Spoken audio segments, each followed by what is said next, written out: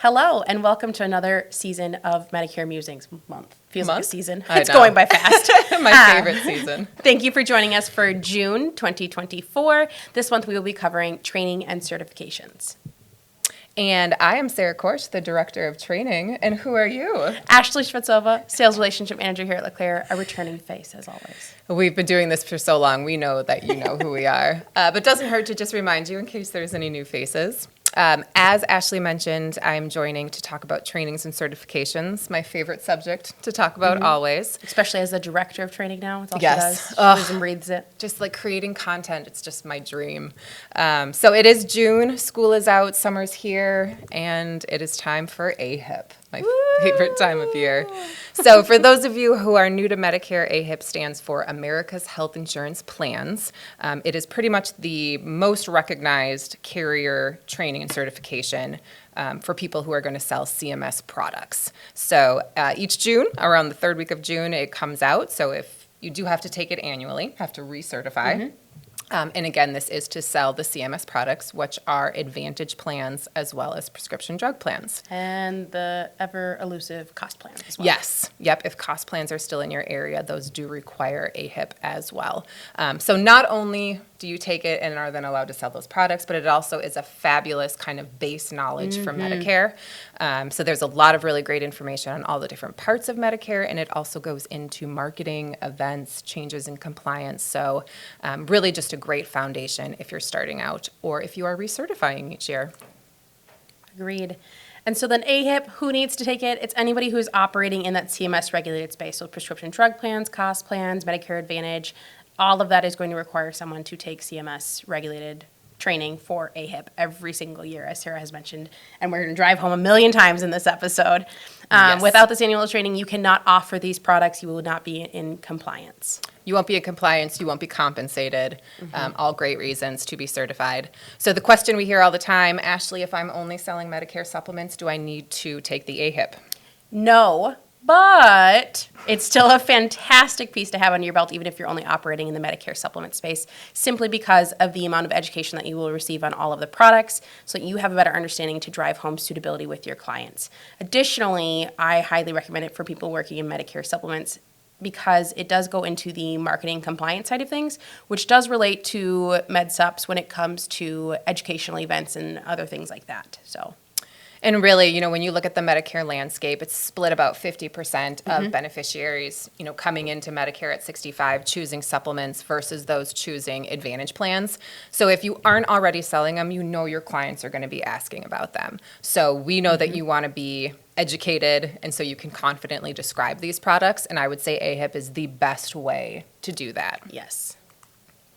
So when can we plan on taking this test? Mark your calendars for the end of June. We're looking at June 24th as the official launch date.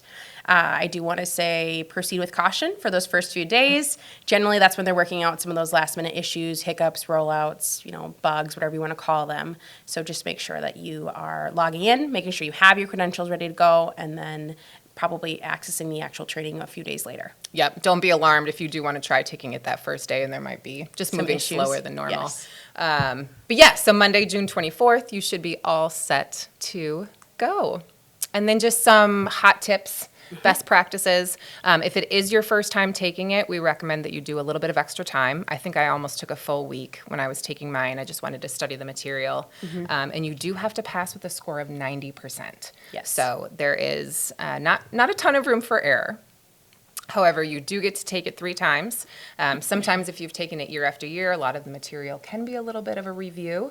There's a possibility you can go through it, see anything new, take the test, see if you pass, and then if not, just go back and review. Right. Remember, you get 3 tries, so if you are utilizing that first try as just a quick, well, where's my educational level at, my remembrance, my memory, whatever it is, and then you can go back in. If you do not pass that second round, stop, give us a call, let us go over the content with you to make sure that you do pass, do pass on that third try. Because you do have to pay if you need to try beyond those 3 times. So we want to save you money and time.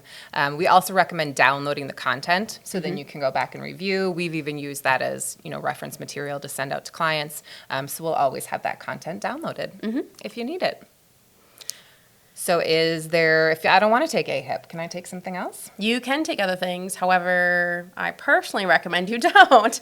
I think most of us would. Reason being is that AHIP is the one carrier or the one, well, it's kind of like a carrier of Yeah. certified or certifications or trainings that does or that is, accepted by any and all carriers, basically. There are alternatives out there like NABIP. This is formerly NAHU. It has a little bit cheaper of a cost there. Their passing rate is 5% less, so you just need an 85. So it looks a little bit more appealing if this is something you're nervous about, but just want to make sure you have the understanding that only about a third of carriers actually accept this as an option. There's also another one called Pinpoint. There are a handful of carriers who do require this as, one of their pieces of certification. So just want to be mindful of that. Again, not all carriers accept this. In fact, I'd say less than NABIP accept Pinpoint. Kind of regional carriers. So to be on the safe side, we usually recommend, if you take and pass AHIP, you're good to go. You won't have any question when you're contracting with additional carriers.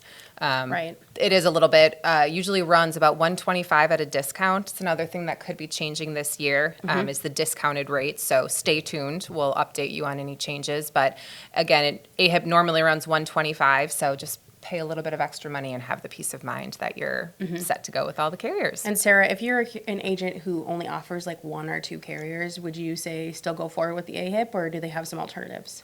You can always take product-specific training, so one carrier. Usually there is no cost to that, but again, it's only going to go over that specific carrier's product, so it won't be accepted by any others. I would say in a pinch, you can always do that if you need to perhaps get certified quickly and don't have time to take AHIP, but I would always recommend doing that so that if a client comes to you and another product is suitable, you're able to offer that alongside it. Definitely.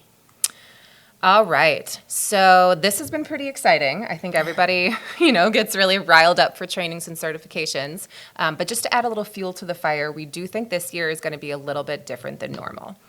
So this AEP is shaping up to be a little bit of a wild ride. Yes. There are some years, AEP is always a great time for people to review plans with their clients, retention, there can also be growth happening during it.